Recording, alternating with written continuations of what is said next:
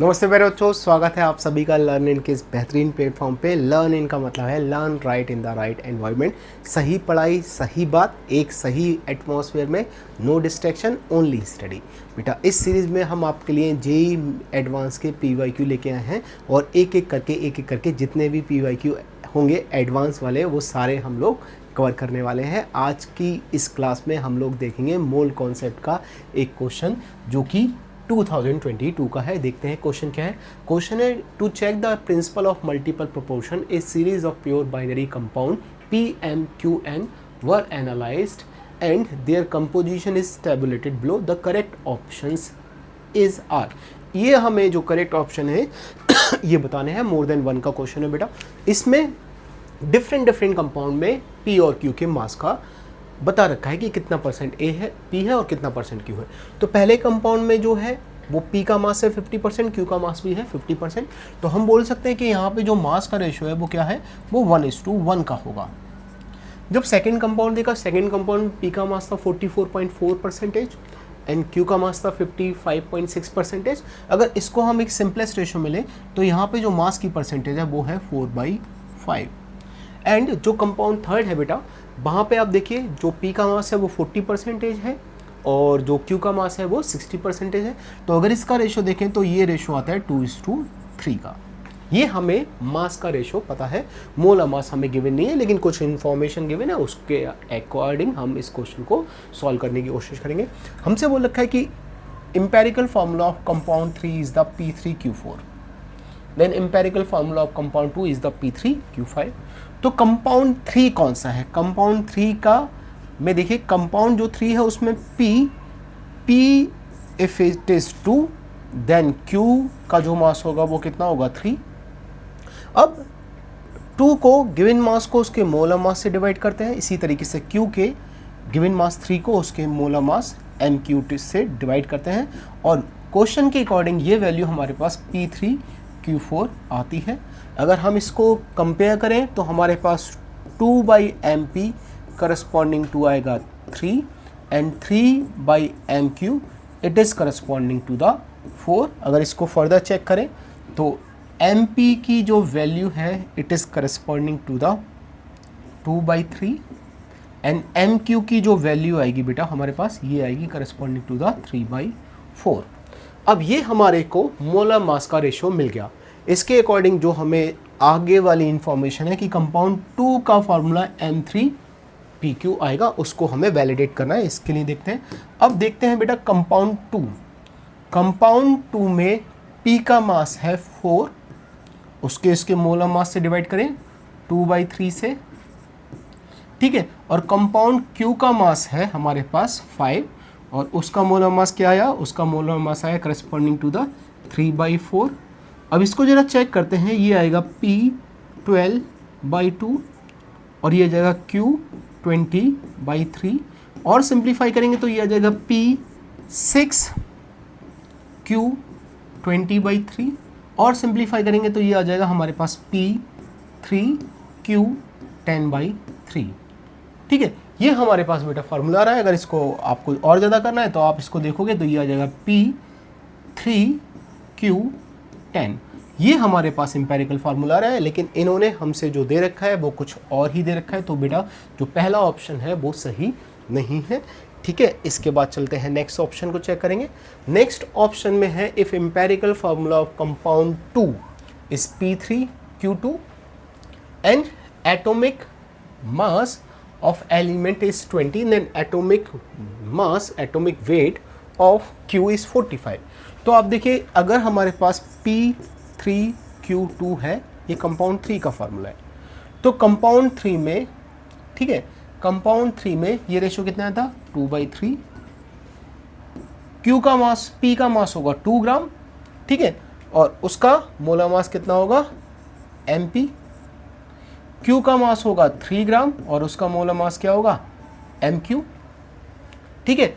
और ये वैल्यू हमें कितनी दे रखी है, ये वैल्यू हमें दे रखी है 3/2। ये हमें क्या दे रखा है, ये हमें दे रखा है P3Q2, ठीक है। और साथ में हमें P का जो एटॉमिक मास है वो भी दे रखा है 20।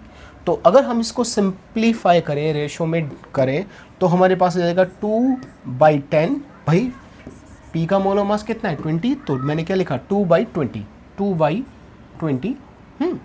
और Q के बारे में लिखेंगे तो Q का क्या है, Q का है 3/mq। ठीक है, ये LHS का रेशो हो गया। RHS में रेशो क्या रहा है, ये रहा है 3/2। इसको और अच्छे से सॉल्व करें तो ये कितना आ जाएगा 1/10 डिवाइडेड बाय 3/mq। ठीक है, और ये वैल्यू किसके बराबर आई है, ये वैल्यू आ गई हमारे पास 3/2 के बराबर। फर्दर देखें तो ये आ जाएगा बेटा mq/30 इज इक्वल टू 1.5 और mq की वैल्यू कितनी आएगी 45। और ऑप्शन में हमें यही बोल रखा है कि भाई Q की जो वैल्यू आएगी, Q का जो मोलर मास आ रहा है वो 45 आ रहा है। तो ये वाला जो बेटा ऑप्शन है ये ट्रू हो गया, ये वाला ऑप्शन हमारा सही हो गया है। ठीक है, अब अगला वाला चेक करते हैं। नेक्स्ट जो है, नेक्स्ट है बेटा हमारे पास if empirical formula of compound 2 is PQ then empirical formula of compound 1 is the P5Q4। तो आप देखिए यहाँ पे जो कंपाउंड 2 है उसमें मास का रेशियो क्या था 4:5 है, और मोल का रेशियो क्या है 1:1। तो जरा चेक करते हैं, P का मास है 4, उसका मोलर मास है mp, Q का मास है 5 और उसका मोलर मास है mq। और ये जो वैल्यू आती है ये P1 Q1 के बराबर है, मतलब 4 mp जो है करस्पॉन्डिंग 1 के and 5 mq it is corresponding to the 1। तो हम यहाँ से देखेंगे तो mp अगर 4 आएगा तो mq की वैल्यू कितनी आएगी, m की वैल्यू 5 आएगी। ठीक है, ये हमें उनके मोलर मास का सिंपल रेशो मिल गया। ठीक है, अब इसके अकॉर्डिंग हम उसका फॉर्मूला चेक करते हैं। क्या दे रखा है कि कंपाउंड 1 का फॉर्मूला P5Q4 आएगा। चेक करते हैं, कंपाउंड 1 में बेटा P का मास भी 1 है और Q का मास भी 1 है। तो फॉर्मूला जरा चेक करते हैं, P मोलर, इसका गिवन मास कितना है 1 और इसका molar mass corresponding to the 4 आएगा। Q का मास कितना है 1 और इसका molar mass corresponding to the 5 आएगा। तो हमारे पास फॉर्मूला आ गया P 1/4 एंड Q 1/5। इस फॉर्मूले को एक सिंपल होल नंबर रेशो में लिखना था, तो मैंने इसको पूरे को 20 से मल्टीप्लाई किया। क्या आ जाएगा, ये आ जाएगा बेटा P5Q4। ये हमारे पास सही आ गया वाला, ये वाला ऑप्शन भी हमारे पास कैसा आ गया, ये वाला ऑप्शन भी हमारे पास सही आ गया। तो ये भी कैसा हो गया, ये भी ट्रू हो गया। अब चेक करते हैं बेटा अपने नेक्स्ट ऑप्शन को। नेक्स्ट ऑप्शन को चेक करते हैं, जो हमारा नेक्स्ट ऑप्शन दे रखा है फोर्थ ऑप्शन। थर्ड तो सही हो गया।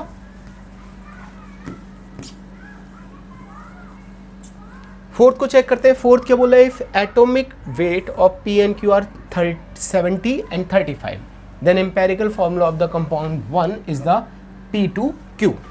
तो देखते हैं भाई, कंपाउंड 1 में A का मास भी 1 है और Q का मास भी 1 है, P का मास भी 1 है एंड Q का मास भी 1 है। तो इनका एक बार फॉर्मूला निकालते हैं। P का मास है हमारे पास 1 और उसका मोलर मास कितना है 70। Q का मास है हमारे पास 1 और उसका मोलर मास कितना है 35। तो अगर हम चेक करें तो ये आ रहा है P हाफ एंड Q 1।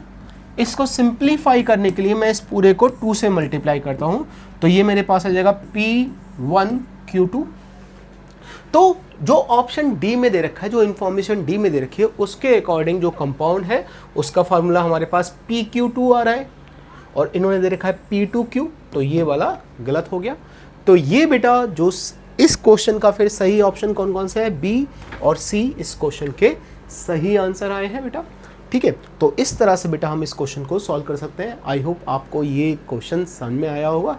समझ में आया है तो इस वीडियो को लाइक जरूर करिए। और ये बेटा हमारे जो डिफरेंट एड्रेसेस हैं, आप इस पे व्हाट्सअप कर सकते हैं, हमें ईमेल कर सकते हैं, इंस्टाग्राम पे एंड फेसबुक पे आप हम लोगों को फॉलो करिए और आप टेलीग्राम पे भी हमसे जोड़ सकते हैं, वहाँ पे भी आपको डिफरेंट स्टडी मटेरियल देखने को मिलेगा, डिफरेंट अपडेट मिलते हैं।